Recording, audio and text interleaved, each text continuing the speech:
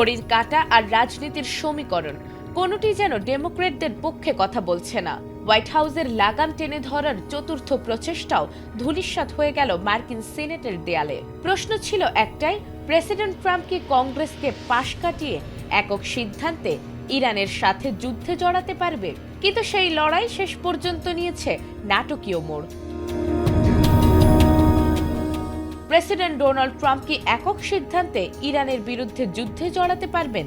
এই প্রশ্নের মীমাংসায় বুধবার আবারও উত্তপ্ত হয়ে ওঠে মার্কিন সিনেট। তবে ভোটাভুটিতে শেষ হাসি হাসলেন প্রেসিডেন্ট ট্রাম্পই। 52-47 ভোটে ডেমোক্র্যাটদের আনা প্রস্তাবটি আবারও খারিজ হয়ে যায়। প্রস্তাবটি পাশ হলে যে কোনো সামরিক অভিযানের আগে কংগ্রেসের আনুষ্ঠানিক অনুমতি নেওয়া ট্রাম্পের জন্য বাধ্যতামূলক হতো। প্রস্তাবের অন্যতম কারিগর ভার্জিনিয়ার সিনেটর টিম কেইন জানিয়েছেন, বারবার এই প্রস্তাব তোলার উদ্দেশ্য হলো জনগণের কাছে এটা পরিষ্কার করা যে ভবিষ্যতে কোনো অনাকাঙ্ক্ষিত যুদ্ধের দায়ভার আসলে কার কাঁধে পড়বে। ভোটে হারলেও রিপাবলিকান শিবিরে কিন্তু দেখা দিয়েছে কিছুটা ভিন্ন সুর।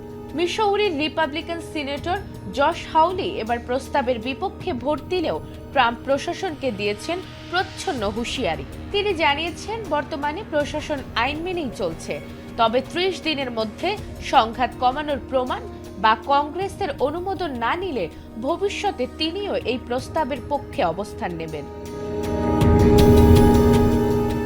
বিশ্লেষকরা বলছেন, এপ্রিলের শেষে এই যুদ্ধের প্রেক্ষাপট 60 দিনে পৌঁছালে কংগ্রেসের জন্য অপেক্ষা করছে এক বড় পরীক্ষা। 1973 সালের ওয়ার পাওয়ার অ্যাক্ট অনুযায়ী ওই সময়ের মধ্যে ট্রাম্পকে হয় কংগ্রেসের সমর্থন আদায় করতে হবে, নয়তো সেনা প্রত্যাহার শুরু করতে হবে। আপাতত রাজনৈতিক কৌশলে সিনেটে জয় পেলেও এপ্রিলের ডেডলাইন ট্রাম্পের জন্য বড় চ্যালেঞ্জ হয়ে দাঁড়াতে পারে বলে মনে করছেন আন্তর্জাতিক রাজনৈতিক বিশ্লেষকরা।